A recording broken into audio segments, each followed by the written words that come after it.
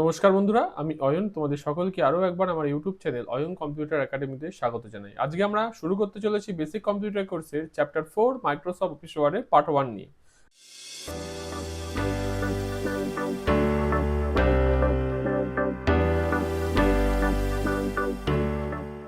তো অলরেডি আমি আমাদের এই বেসিক কম্পিউটার কোর্সের 3টে চ্যাপ্টার কমপ্লিট করে ফেলেছি। একটা ছিল ফান্ডামেন্টাল বেসিক কম্পিউটার, একটা ছিল পেইন্ট, একটা হচ্ছে ওয়ার্ডপ্যাড।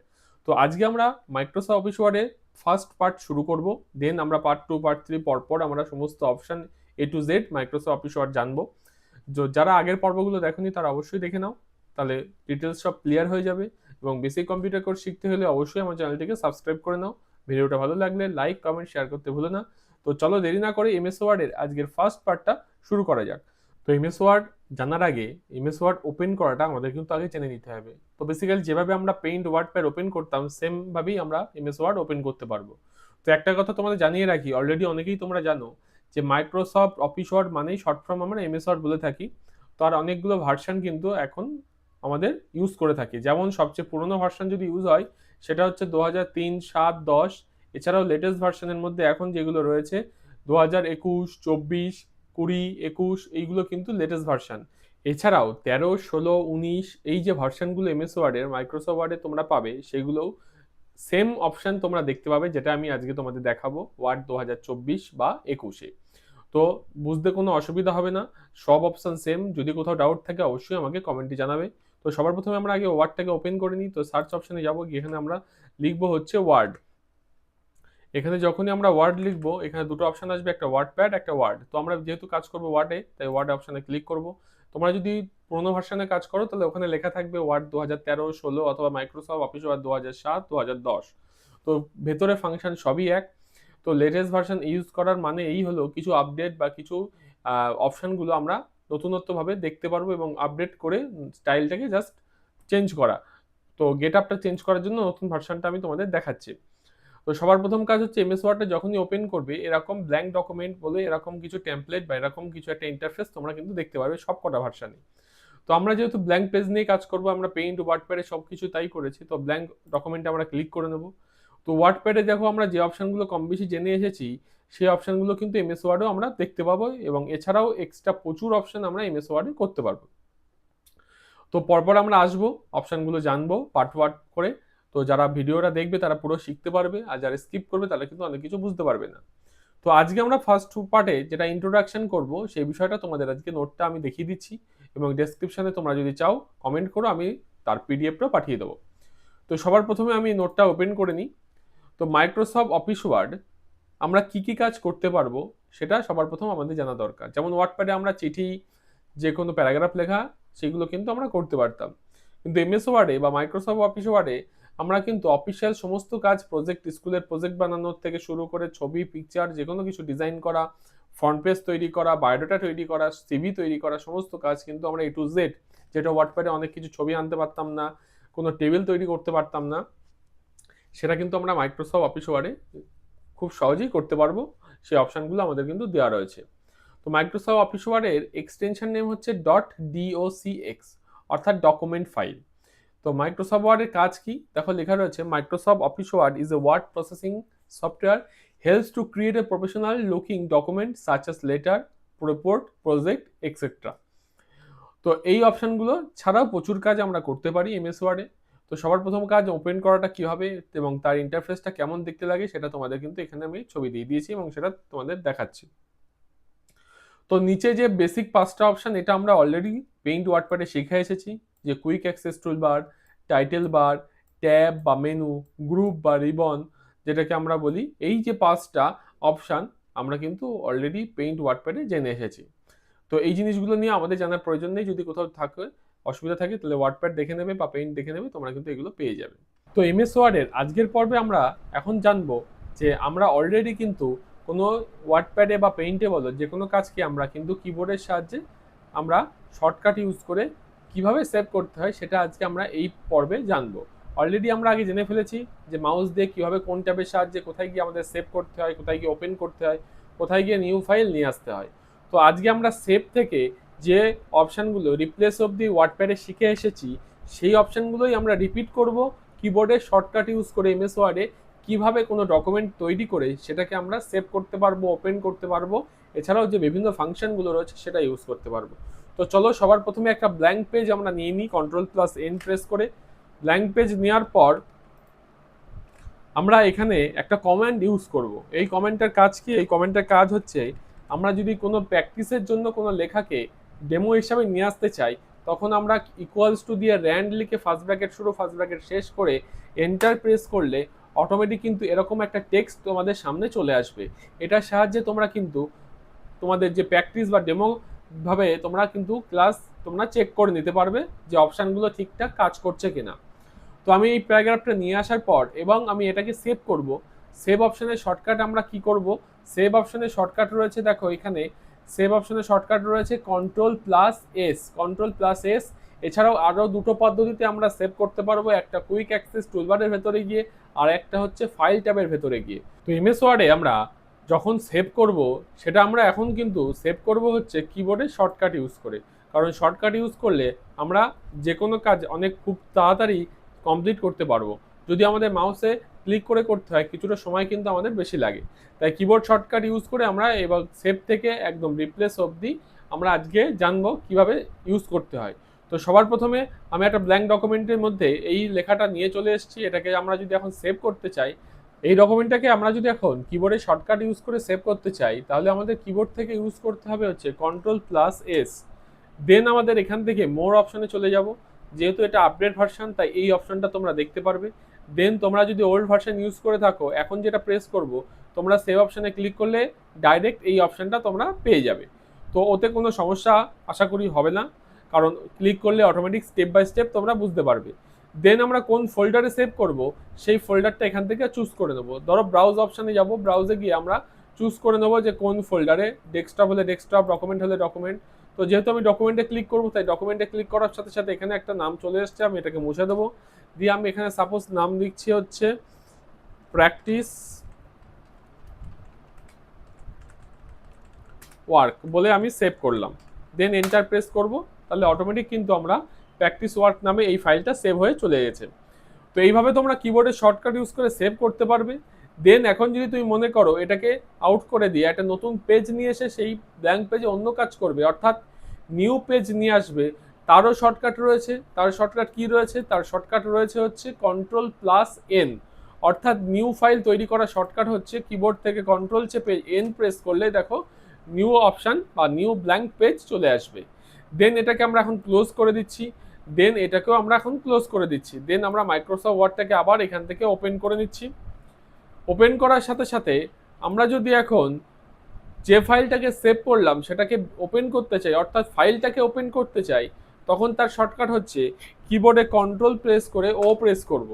দেন আমাদের একটা রিসেন্ট ডকুমেন্ট বলে পিকচার চলে আসবে। এখানে যদি আমাদের যে ফাইলটা তৈরি করেছি সেটা নাম থাকে তাহলে দেন ওখানে ক্লিক করব। যদি ওখানে নাম না থাকে তাহলে আমরা ব্রাউজ অপশন বা দিস পিসির ভেতরে গিয়ে আমরা খুঁজবো যে আমরা কোন ডকুমেন্টের ভেতরে বা কোন ফাইলে সেভ করেছিলাম, সেখানে ক্লিক করব, সিলেক্ট করে নেব, দেন ওপেনে ক্লিক করব, তাহলে অটোমেটিক কিন্তু আমাদের ফাইলটা ওপেন হয়ে চলে আসবে। তো এইভাবে তোমরা সেভ, নিউ, ওপেন কিবোর্ডে শর্টকাট ইউজ করে করতে পারবে। এবার চলে আসি আমরা ক্লোজ অ্যান্ড ওপেন ফাইল, অর্থাৎ ক্লোজ অ্যান্ড ওপেন ফাইলের কাজ কি সেটা আমরা আগে জেনে নেব। ক্লোজ অ্যান্ড ওপেন ফাইল থাকে কোথায়? ফাইল ট্যাব, দেন ক্লোজ, যেটাকে আমরা বলে থাকি হচ্ছে ক্লোজ অ্যান্ড ওপেন ফাইল। এর শর্টকাট হচ্ছে কিবোর্ডের Ctrl+W। Ctrl+W হচ্ছে এর কিবোর্ড শর্টকাট। এর কাজ কি? মাইক্রোসফট অফিস ওয়ার্ডে ওপেন করা কোনো ফাইলকে বন্ধ করা, অর্থাৎ যে ফাইলটাকে ওপেন থাকছে সেটাকে যদি ক্লোজ করতে চাই দেন তখন আমরা Ctrl+W ইউজ করে সেটাকে ক্লোজ করতে পারবো। আমরা কিন্তু ক্লোজ আর এক্সিট এই দুটো কিন্তু দুরকম কাজ। এক্সিট মানে পুরোপুরি বন্ধ করা, আর ক্লোজ মানে হচ্ছে সামনে অর্থাৎ ওপেন করা ফাইলটাকে ক্লোজ করা। তো এই জিনিসটা কিন্তু অনেকেই গুলিয়ে ফেলে, তাই শর্টকাটটাও কিন্তু মনে রাখতে হবে। ক্লোজের কাজ হচ্ছে ক্লোজ করা। কি ক্লোজ? আমরা ওপেন করা ফাইল, আর এক্সিট মানে পুরোপুরি ফাইলটাকে বন্ধ করে দেওয়া।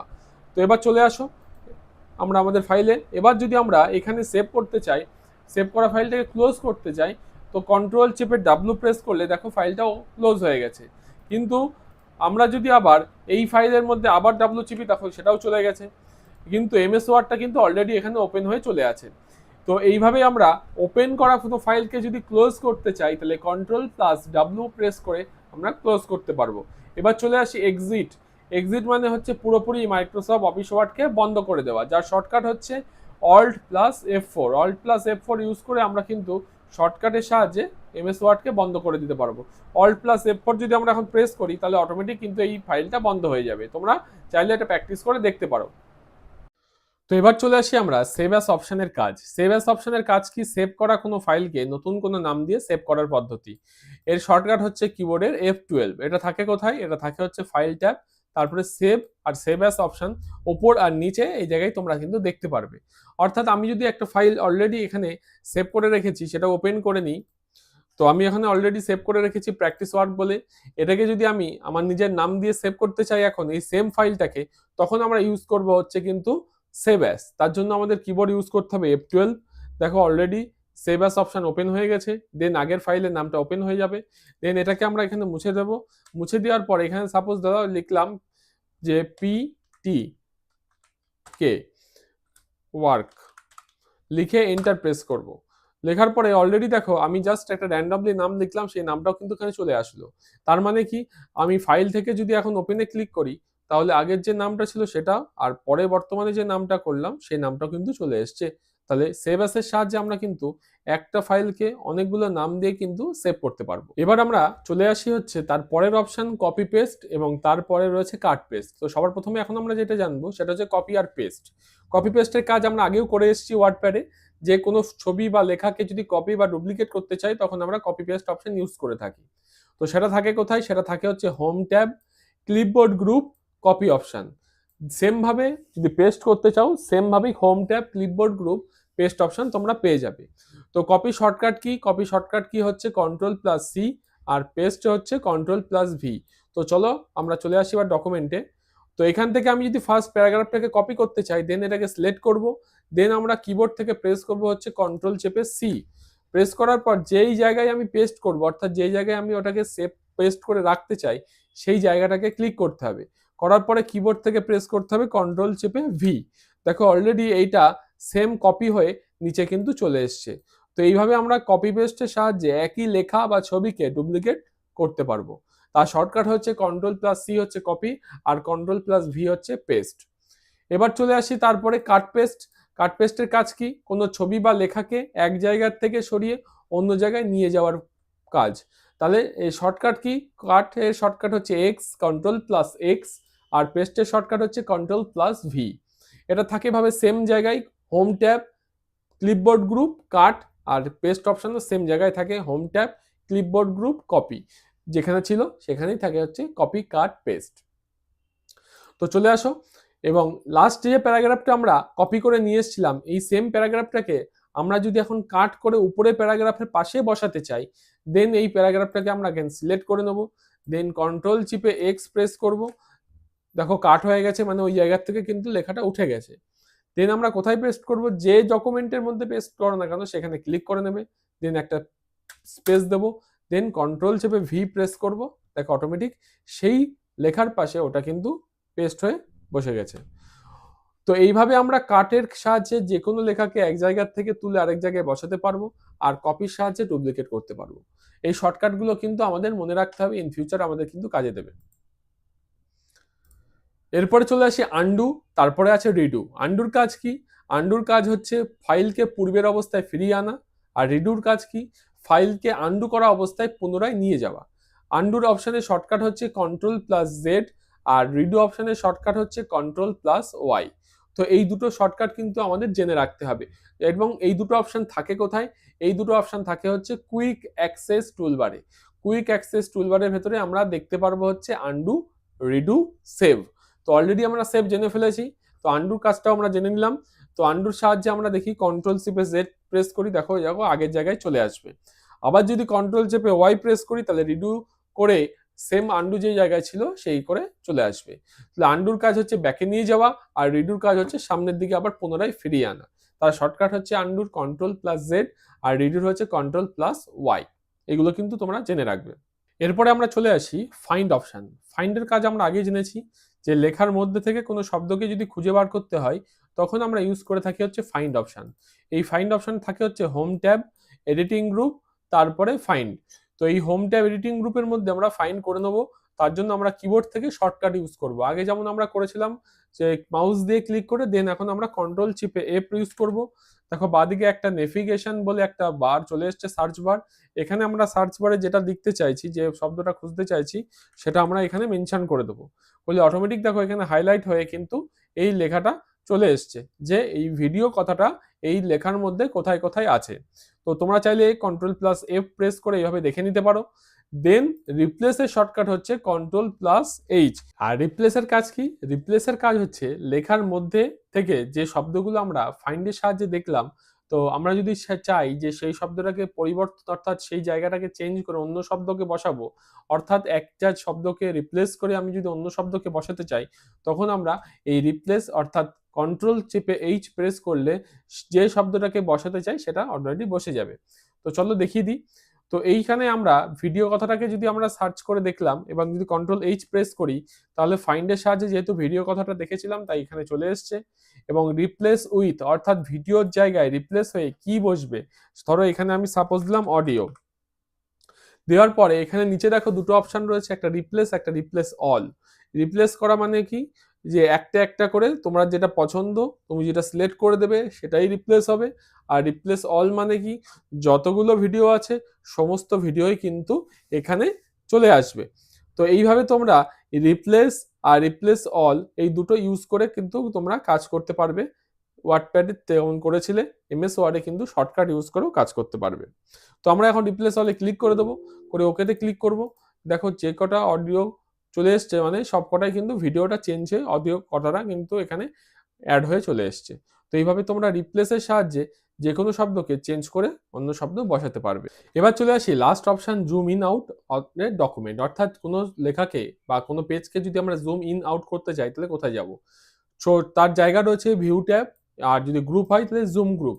এই দুটোর ভেতরে গিয়ে আমরা করতে পারবো। এছাড়াও যদি শর্টকাট ইউজ করি তাহলে কিবোর্ডে কন্ট্রোল চেপে ধরে মাউসের যদি স্ক্রল বারটাকে আপ ডাউন করা হয়, তাহলে দেখো এইভাবে তোমরা কিন্তু জুম ইন করতে পারবে আর ডাউন করলে জুম আউট করতে পারবে। এর কাজ কি, লেখাকে ছোট বড় করার জন্য। এছাড়াও আরেকটা অপশন আছে, সেটা হচ্ছে একদম রাইট সাইডে নিচে দেখো প্লাস আর মাইনাস যে আইকন রয়েছে, এখানে ক্লিক করলে বড় হবে, মাইনাসে ক্লিক করলে কিন্তু ছোট হবে। তো এমএস ওয়ার্ডের ফার্স্ট পার্টে আমরা আজকে কি কি জানলাম? আজকে আমরা ফার্স্ট পার্টে জানলাম হচ্ছে বেসিক ইন্ট্রোডাকশন এমএস ওয়ার্ডের। এছাড়াও সেভ থেকে শুরু করে রিপ্লেস অবধি যে বেসিক যে অপশনগুলো আমাদের সবসময় ইউজ করতে হয়, সেই অপশনগুলোর শর্টকাট কি এবং কিছু নতুন অপশনের কাজ। মাইক্রোসফট অফিস ওয়ার্ডের আজকের এই ফার্স্ট পর্বে আমরা যে অপশনগুলো জানলাম সেগুলো বাড়িতে দেখে নেবে। যদি কোথাও ডাউট থাকে কমেন্টে অবশ্যই জানাবে। আর ভিডিওটা ভালো লাগলে অবশ্যই কিন্তু লাইক কমেন্ট শেয়ার করতে ভুলবে না। এবং পরবর্তী আরো পর্ব নিয়ে আসছি এমএস ওয়ার্ডের। তো আমার চ্যানেলটিকে যারা এখনো সাবস্ক্রাইব করনি তারা সাবস্ক্রাইব করে নাও, আর পাশে থাকা বেল আইকনটিকে ক্লিক করে দিও, তাহলে নতুন কোনো আপডেট আসলে অবশ্যই তোমরা পেয়ে যাবে। তো আজকের এই এমএস ওয়ার্ডের ফার্স্ট পার্টটা এখানেই শেষ করছি। পরবর্তী আরো ভিডিও নিয়ে আসছি, তোমরা সবাই সাথে থেকো আর ভিডিওটা সবাইকে শেয়ার করে দিও, তাহলে তারাও বেসিক থেকে অ্যাডভান্স অবধি কম্পিউটার শিখতে পারবে। তো চলো পরবর্তী ভিডিওতে দেখা হচ্ছে। ধন্যবাদ।